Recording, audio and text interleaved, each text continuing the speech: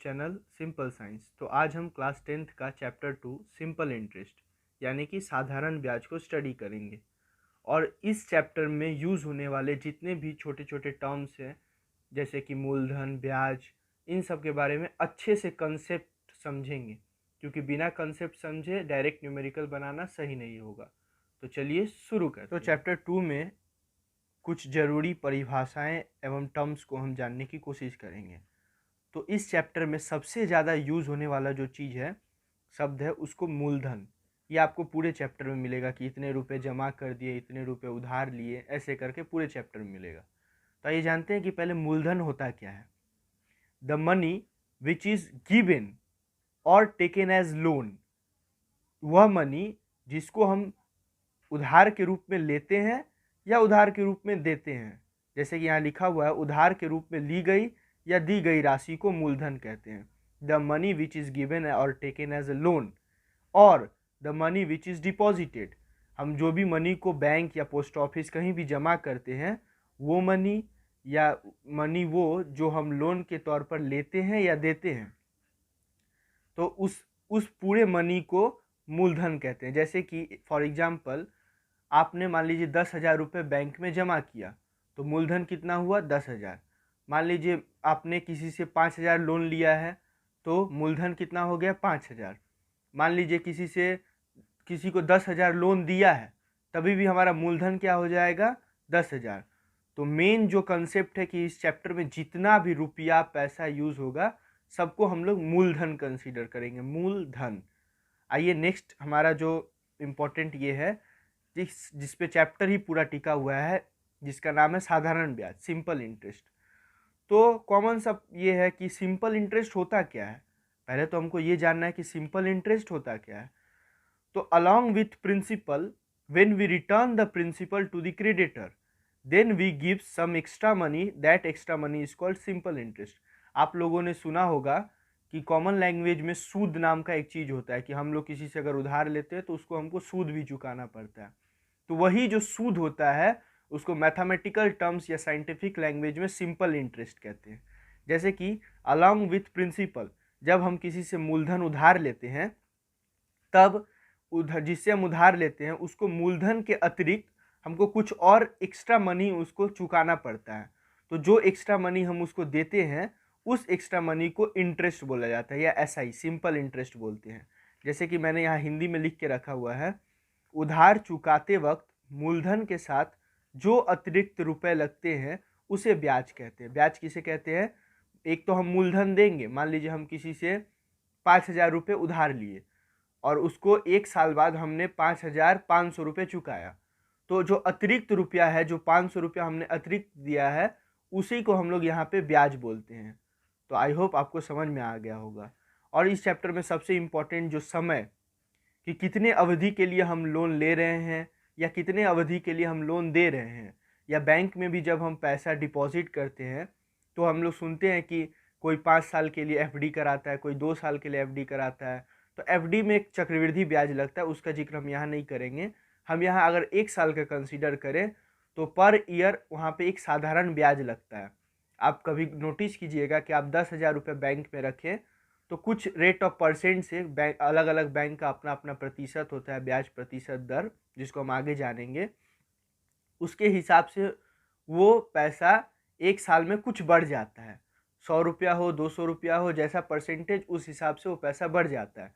तो जो पैसे में वृद्धि होती है उसी को हम लोग ब्याज बोलते हैं। तो वो एक निश्चित अवधि के लिए होती है। जैसे हम किसी को लोन भी देते हैं तो एक निश्चित अवधि के लिए देते हैं कि हाँ इतने समय में तुमको लोन चुकाना होगा, या हम लेते भी हैं तो एक निश्चित समय के अंतराल पे हमको दिया जाता है। तो वो जो समय यूज़ होगा पूरे चैप्टर में कि इतने समय के लिए लिया गया है लोन, इतने समय के लिए दिया गया है, तो वो समय को कंसीडर करेंगे। The time for which loan is given और टेकन, और time for which money is deposit, loan लेने या चुकाने की अवधि, या हम बैंक या पोस्ट ऑफिस जहाँ भी हम जमा करते हैं, डिपॉजिट करते हैं, वो कितने अवधि के लिए कर रहे हैं, उसी को हम लोग समय बोलते हैं।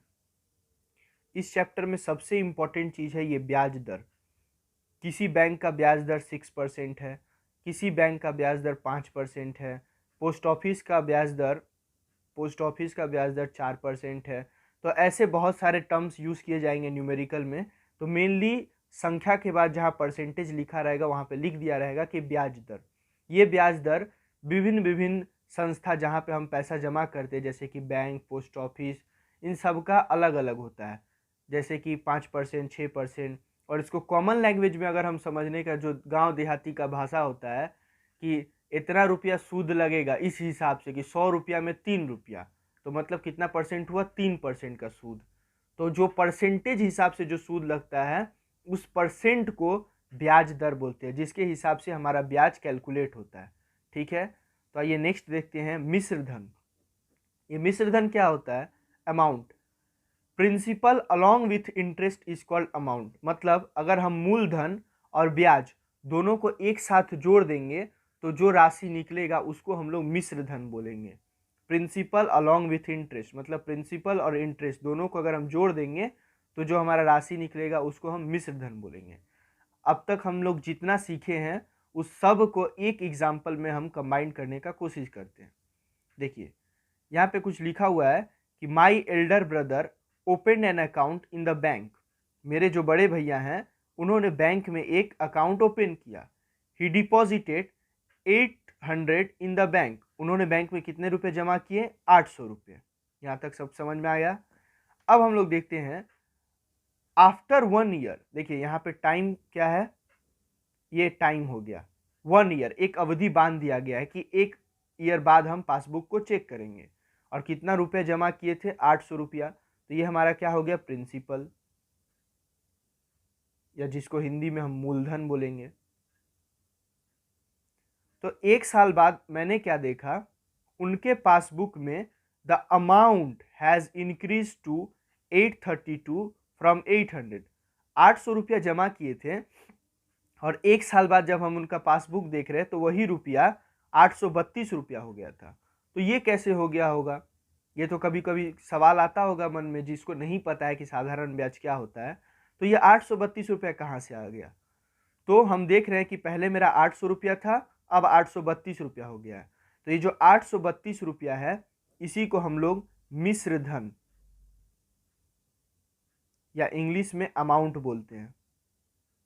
ये प्रिंसिपल और इसके संग जो भी इंटरेस्ट बैंक दिया होगा हम लोग को, वो जुट के 832 रुपया हुआ है।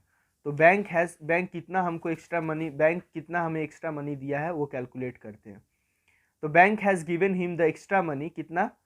832 रुपया जो बैंक दिया है, जमा हम कितना किए थे? 800 रुपया। तो हमको एक्स्ट्रा मनी कितना दिया है बैंक? 32 रुपया। ये एक फॉर्मूला भी होता है कि A माइनस P, मतलब कि अगर हम मिश्र धन से मूलधन को घटा दें तो हमारा ब्याज निकल जाता है। तो यही जो एक्स्ट्रा पैसा बैंक जमा दिया है खाते में, इस एक्स्ट्रा पैसा को ही इंटरेस्ट बोलते हैं। तो यही हम लोग समझते हैं कि इतना रुपया हम जमा किए तो इतना रुपया इंटरेस्ट मिला। और ये जो इंटरेस्ट मिलता है ये कुछ परसेंटेज, रेट ऑफ परसेंट पे डिपेंड करता है। रेट ऑफ परसेंट पे डिपेंड करता है। अब डिफरेंट बैंक का किसी का 6% होता है, किसी का 5% होता है, तो ये वैरी करता है। आई होप आपको सब समझ में आ गया होगा जो बेसिक टर्म्स है इस चैप्टर के। और अगर कुछ भी डाउट हो एनीथिंग तो आप हमारे चैनल के नीचे कमेंट कीजिए, हम आपको डाउट को सॉल्व करने का कोशिश करेंगे। और आप किसी और टॉपिक पे वीडियो चाहते हैं तो कमेंट कीजिए, हम जल्दी जल्दी उस वीडियो को बनाएंगे। Thank you very much.